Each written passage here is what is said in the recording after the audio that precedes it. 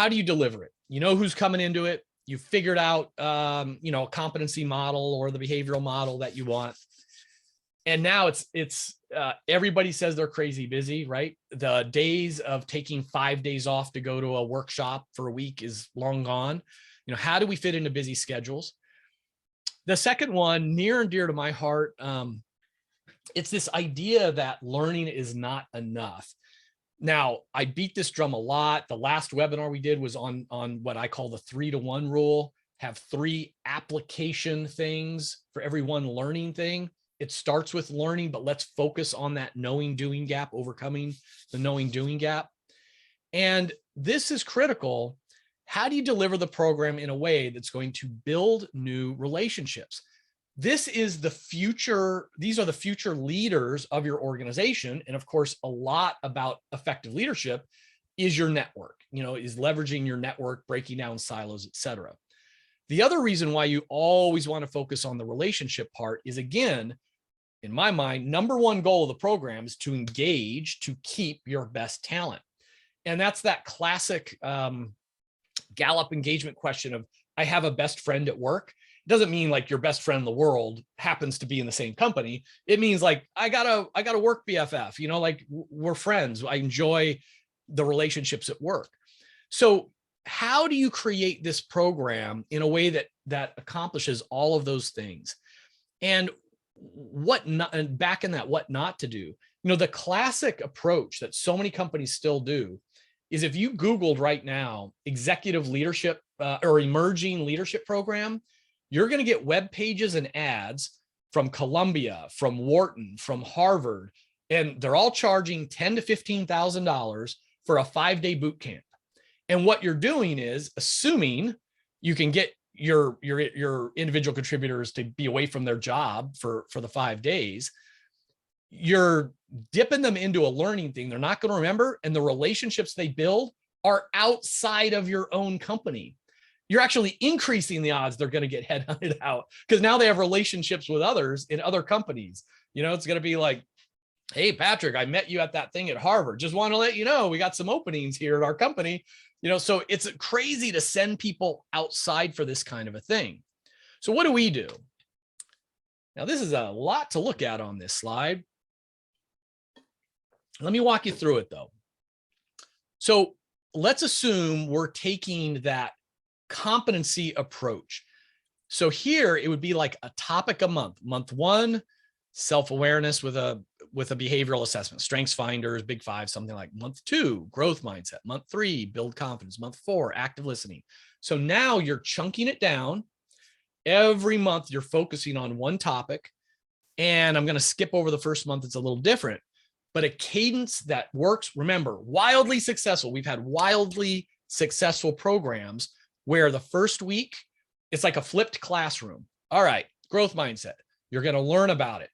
Kevin, watch this 30-minute video, read this book summary, read this case study, whatever it might be. You learn about it.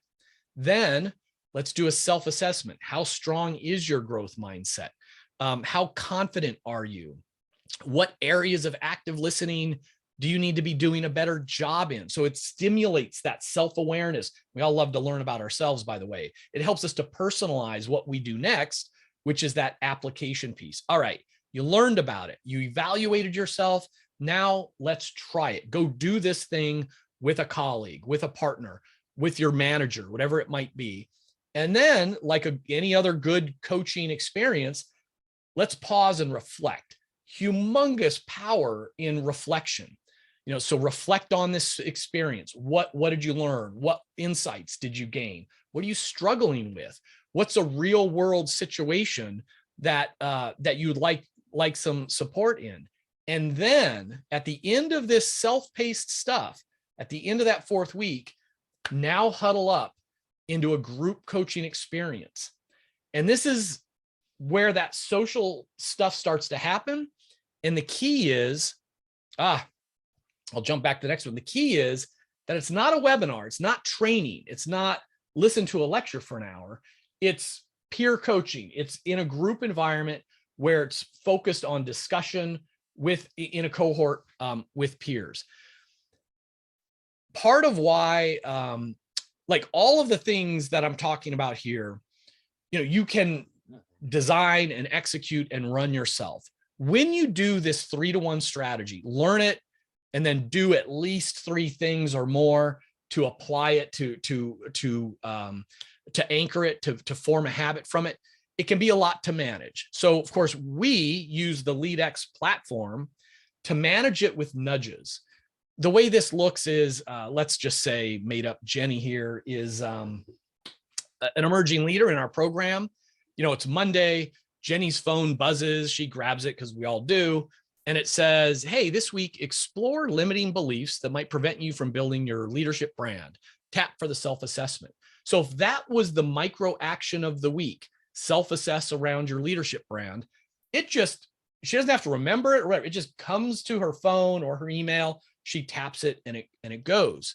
Maybe it's Wednesday and that self-awareness piece was around strengths finders. Jenny, foster stability this week with your positivity strength. Someone struggling, share your stories and optimism. So if we're using that strengths or that behavioral approach, one reminder a week about one of your strengths and how to apply it. Maybe it's Friday, you could throw in another nudge related to one of your other competency areas. This one happens to be around resilience. Jenny learned 6 tips for burnout prevention in this 1.5-minute video, tap to watch. If she would tap it, it would pull up the video and she gets that resilience tip. So the nudges help with that micro learning, keeping everyone on track. I think I'm going to do this program, but now I'm so busy. It's like, no, it's pushing these reminders. It's pushing the interruptions my way. Those group coaching sessions at the end of the month, again, they're cohort based. So you go through with a group of people that it gives you time to build a relationship with. It's about discussion, not lecture, focus on real world application.